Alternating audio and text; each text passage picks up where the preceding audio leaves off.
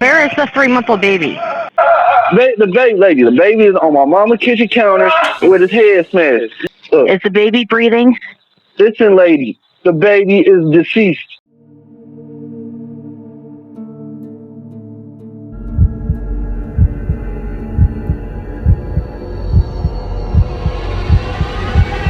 My God, kill me,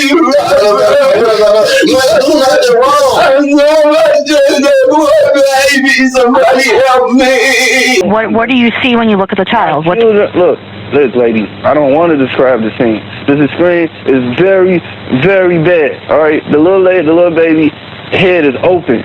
Like, okay. Open. I'm not going in there to touch nothing because I don't want to mess nothing up. I'm not going in there to look because I already seen it. But it's very violent. It's a very violent scene. This is, and I'm going to turn this over to Dr. Samarco here in a second, but this is one of the most disturbing cases I've ever seen in my life. It's a good reason to retire. Do you understand all that? Do you understand what I read to you, or do you have any questions on it? Do you not want to talk to us? Doctor, the official cause of death on the child. Decapitation. A woman accused of beheading her infant daughter is acting like a zombie. That's according to a Hamilton County prosecutor, Joe Dieters. Dieters said Watkins is not talking to anybody. Well, like I was saying, we know that something bad happened today, and we can't change that. But we do have an opportunity to have an effect on what happens from here on out with you. Okay?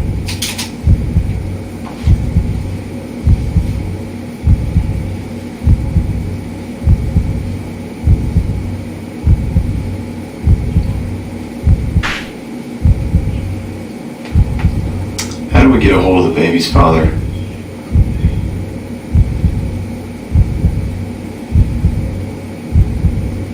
Don't you think he'd like to know what happened? This motherfucker just killed me. I can't take it. I don't think I can live through this. I don't think I can live through this.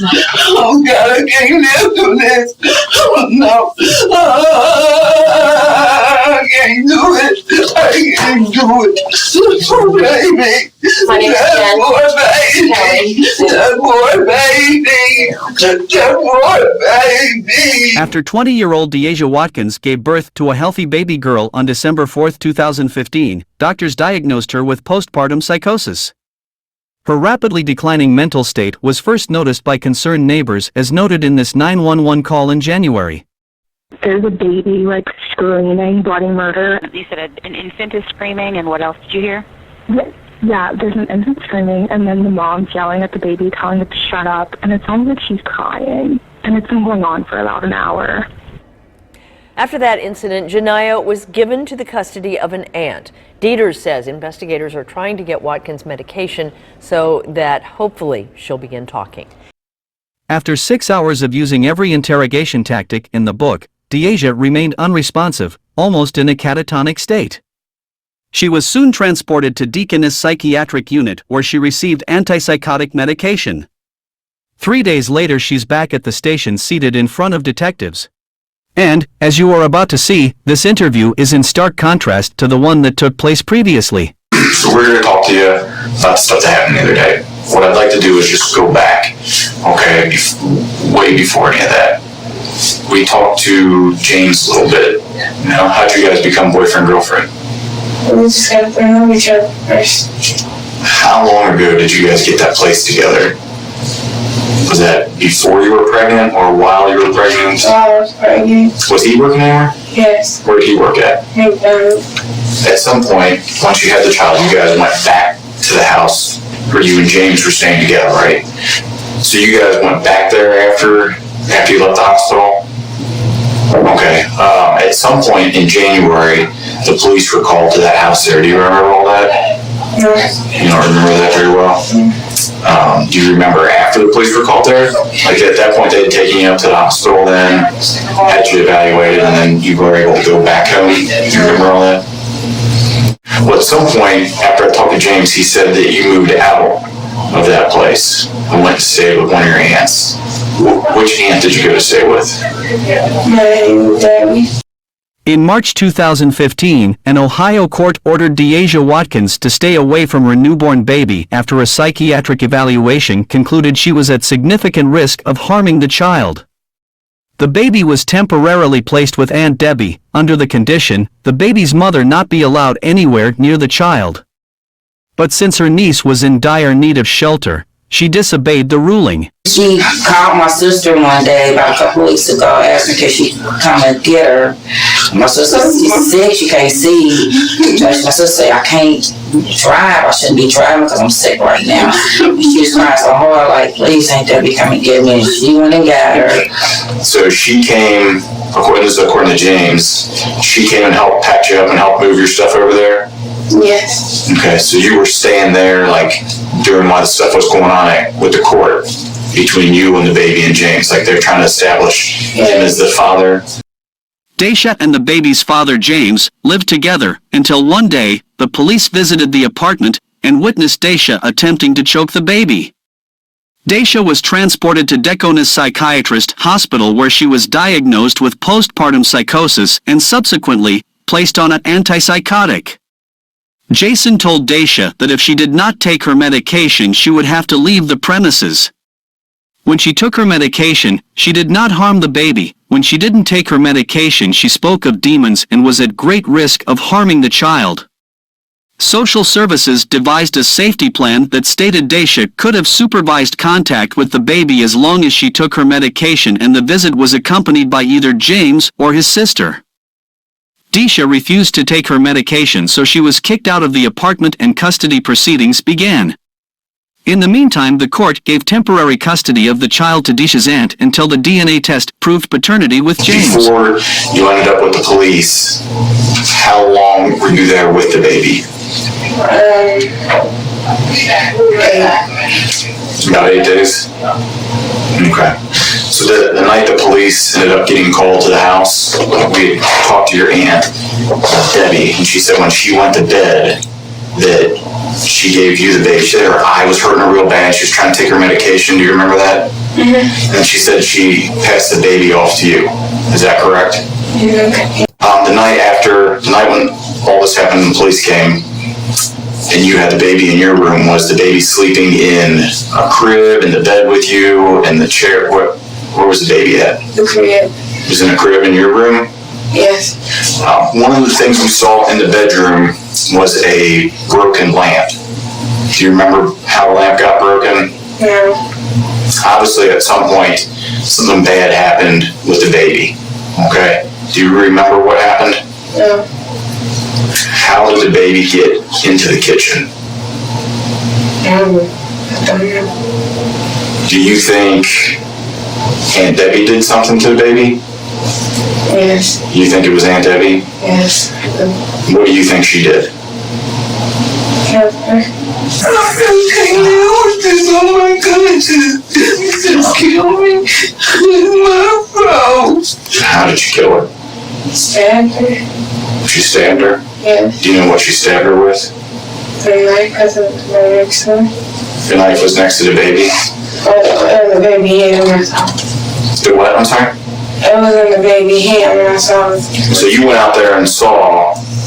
No, when I heard her scream. How do we make that leap from the baby's acting like a normal baby to the point where we end up where it is badly injured and dies in the kitchen?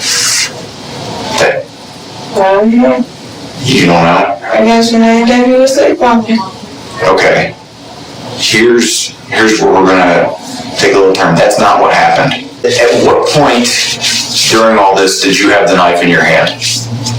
Of course, the detectives already know the answer to this question.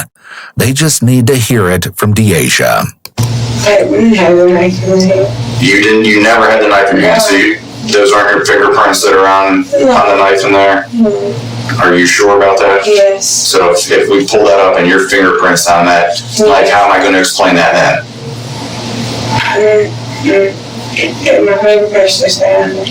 They just stay on there? You know what I'm saying? My favorite person not on there. No, but I'm telling you that they are. I'm saying, how do I explain that? By checking it? By checking it? Why, we did check it. No, the favorite person not on there, because I didn't touch it. Okay. Well, you're thinking that your aunt did it, right? Yeah. Even though she was completely asleep, had no blood on her, no blood on her hands. You still think she's the one that did it? Yeah, she sleepwalks. She sleepwalks? Yes. Do you sleepwalk at all? No. How should Bill and I explain all the blood and stuff that was all over you? You don't know? No. Take a guess. What do you think would be a good explanation? Do you know the difference between a bad person versus a bad thing? Like doing a bad thing, do you understand the difference? Yes. So there are people out there who are bad, okay? But there are people out there who aren't bad, who sometimes do bad things. And there's a big difference in that. And that's just what we're trying to find out. Do you think something was just going on that may have caused you to do this? Yes. What do you think was going on? They were just trying to take my baby. People were trying to take your baby from you and that upset you? Yes. Okay. Did that make you feel like if you did this to the baby, then nobody would take it away from you? I didn't do nothing to the baby. I don't think you wanted anything bad to happen to the baby. I don't think that at all. You wouldn't have kept trying to stay there and be around the baby if you wanted something bad to happen to it.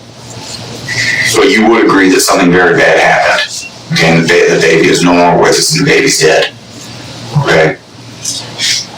But the manner in which the baby died was caused by somebody with very deep feelings, very strong feelings. There was a lot of angst in what was done. Somebody had very strong feelings towards that baby. Okay? And the person I find with the strongest feelings, one way or other, about that baby is you. You're the person that had the strongest connection.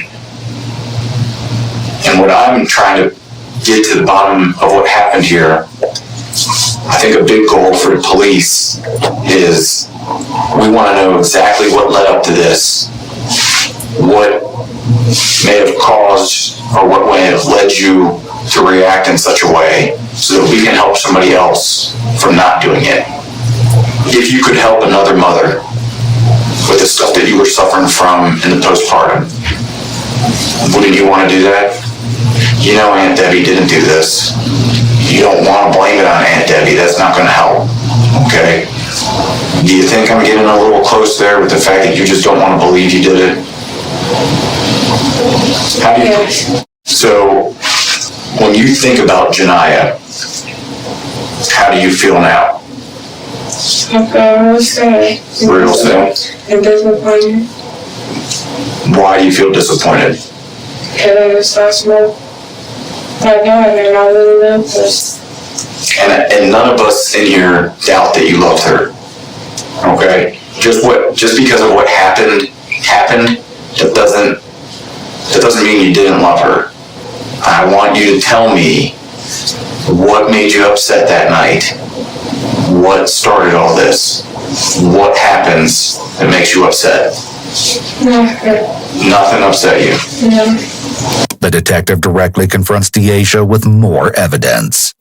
How did you end up with all this blood on you when the police get there? You don't know? No. Well, how would you explain it? If you were the police detectives, how would you explain you with all the blood all over you? Why there's blood all over your room where you were sleeping? Why your fingerprints are on the knife? I don't know. You don't know? No. What do you think we think when we see all that? that I was going to kill my daughter. The detective strategically transitions to the topic of Deasia's loved ones, including James and her family, as he continues to build his case in hopes that something will trigger Deasia to tell the truth. Do you still have feelings for James? No. Do you know what James asked about you? What? So when I talked to James, he said to me, "Can I go see her while you were at the Deconness?" And I said, "Well, at this point, we're not letting anybody up there because people are concerned for your own safety from yourself, and they were monitoring you." And then Bill and I were concerned because we didn't want anybody else up there talking to you yet. But he asked a bunch of times, "Can I go see her? I think I'm the only one that can help her. I think I'm the only one that can get her to open up. I think she'll feel comfortable talking to me." I was impressed with James because given the circumstances of what had happened, I'm not too sure that I would be asking questions about you. He was upset about Janiyah, but he still was concerned about you. The rest of your family asked those same type of questions. Were you surprised to hear that James and your family was asking about you? Yes. Okay. And to be honest, I was surprised too. I thought they would be really, really mad at you. But do you know why they're not? Why? Because they don't think you're a bad person either. They don't think you're a bad person. We don't think you're a bad person. But we do think that you're responsible for a bad thing. And I'm not going to sugarcoat that or lie to you.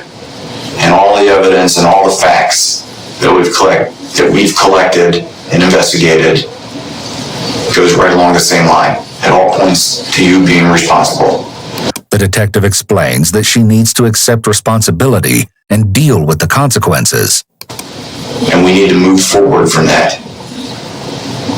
Not just for the court stuff and for police stuff, but just for the family and everybody else. Aunt Debbie didn't do this sleepwalking, did she? No. No, she didn't. What set this off? What happened?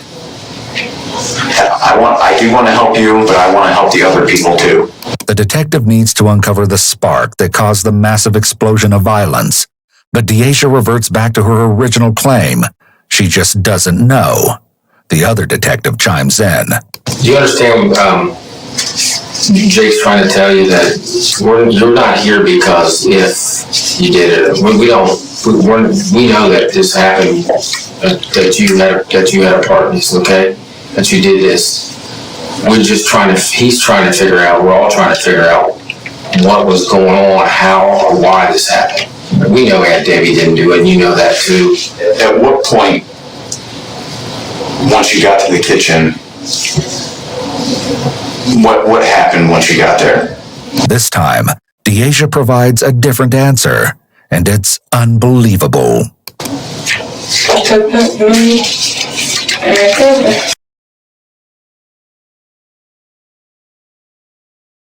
I took Janiyah, so I changed her diaper. He kept screaming and running. And then I didn't get to change it, so I just threw it across the room. He didn't die, so I walked over there. I picked her up and banged her head and looked herself 4 times. Then, after she wasn't dying there, he picked up the big old stick and hit her in the head 4 times. She wasn't dying fast enough. Yeah, that's when I ran in the kitchen and killed her and raised her off. Took the next one out, stabbed her in her head, told her to die. Stabbed her in the eye. She was still touching. She just cut her neck. How many times did you cut to get her neck severed? Until they sliced off. Once you started stabbing her, what made you think you needed to cut her head off after that? She wouldn't die. She wouldn't die? How do you know she wasn't dead? Because she kept breathing and... She kept what? Breathing and moving around. She kept breathing and moving around? Yeah. Even after you were stabbing her? Yes. What did you do with the knife after that? Put it in her hand. Was there a reason that you did that? Yes. Why did you put it in her hand? So it looked like she did it. So it would look like she did it? Yes. And then what did you do? I went back down. What made you do that? You don't know? Yeah. Do you regret what you did? Do you feel bad about what you did to Janiyah? Yeah. Why don't you feel bad? Just, Do you blame Janiyah for something? no. What made you want to kill her? I don't know. Do you think you could have just given her to James instead? Yes. I get in contact with him. Couldn't get in contact with him? Yeah. James, how long before Robert showed up? A good 15. I'm sorry? A good 15. 15 minutes? Yes. Did you hear the little kids scream when they came in? They didn't even scream. The little girl said, the baby. So you heard all that? Yeah. Yes. We're going to step out for a minute. Okay. Were you able to tell anyone else about this? No. Okay. We'll be back in a minute, okay? Okay. Would you like something to drink or anything? No. Water or something? No. Detectives exit the room and don't return for any additional questioning.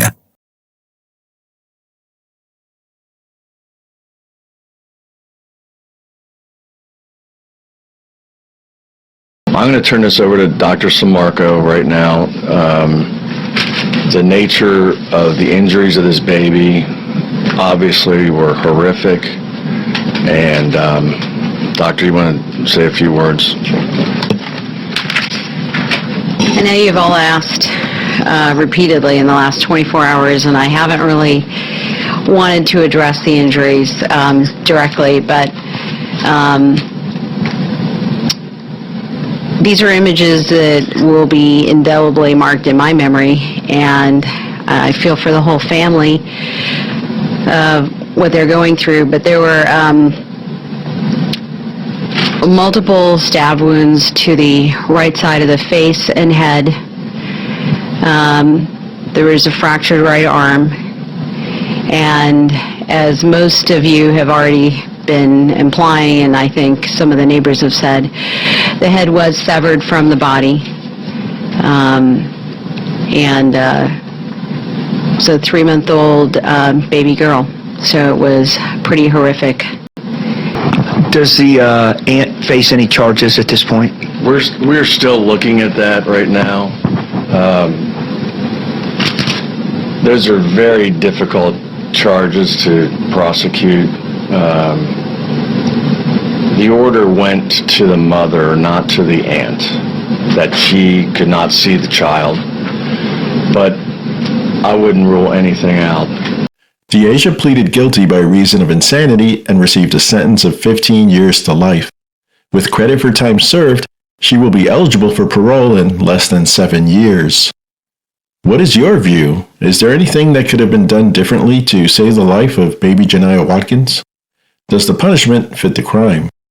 Do you agree that a mother with postpartum psychosis who has been found guilty of a crime should be treated more leniently?